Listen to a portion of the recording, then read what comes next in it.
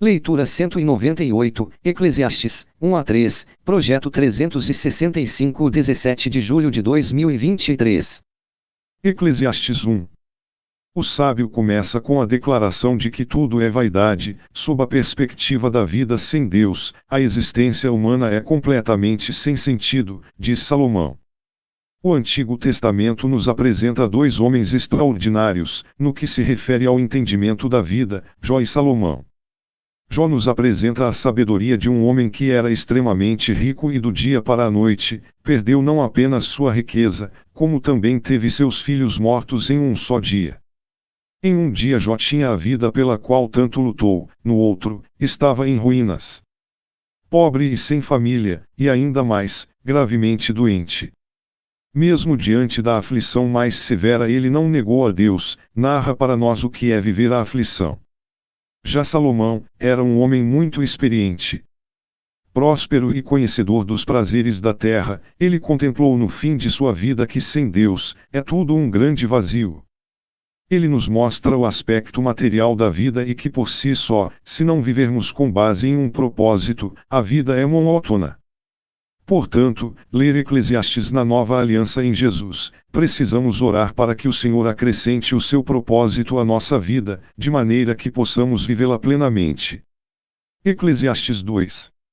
Salomão nos diz que buscou o sentido e a satisfação da vida em várias coisas. A primeira delas foi nos prazeres da carne. Depois ele se dedicou a construir mais riquezas.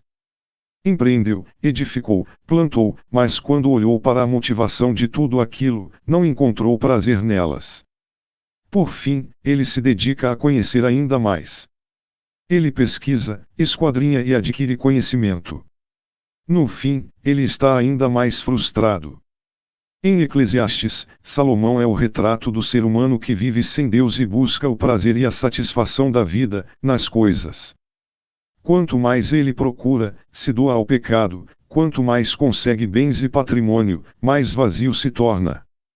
Por isso, Jesus, que é maior do que Salomão, nos disse para buscar em primeiro lugar o reino de Deus e sua justiça, e as demais necessidades reais seriam supridas.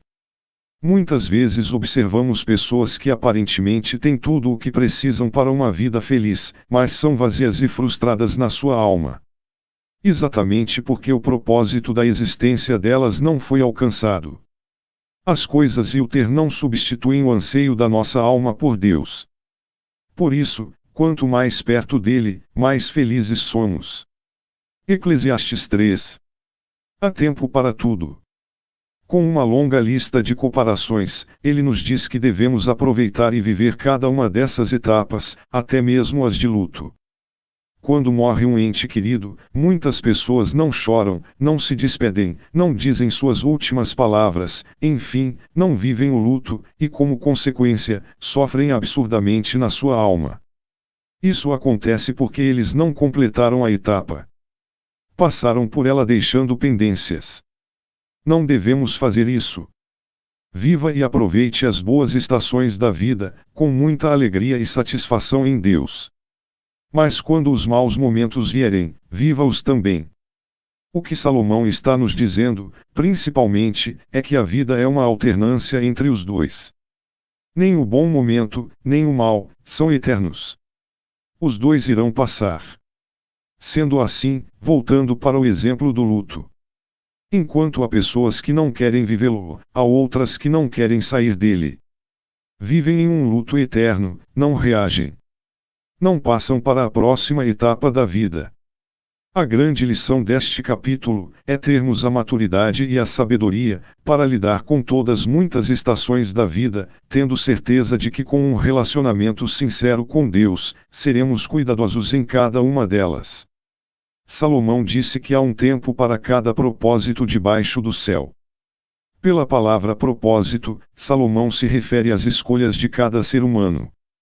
A palavra hebraica para propósito, sempre usada para designar pessoas, significa literalmente desejo e o que se deseja. Por esses atos intencionais as pessoas são responsabilizadas. Cada propósito, escreveu Salomão, tem seu tempo, ponto no tempo, e estação, duração, adequados. A lista começa com uma referência ao início e ao fim da vida de uma pessoa, dois eventos sobre os quais ela realmente não tem controle. Salomão continuou referindo-se aos atos deliberados de alguém que começa e termina citando a vida vegetal, mas que também tira e salva a vida humana e constrói e destrói edifícios.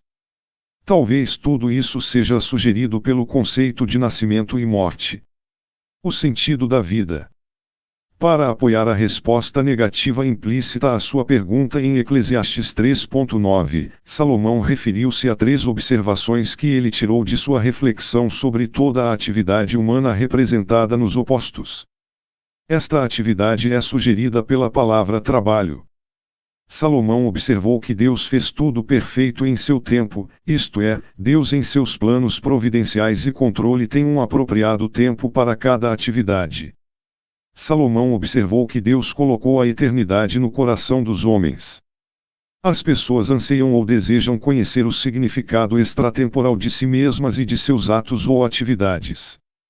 Salomão acrescentou que as pessoas não podem conhecer as obras de Deus do começo ao fim, ou seja, não podem conhecer o plano soberano e eterno de Deus.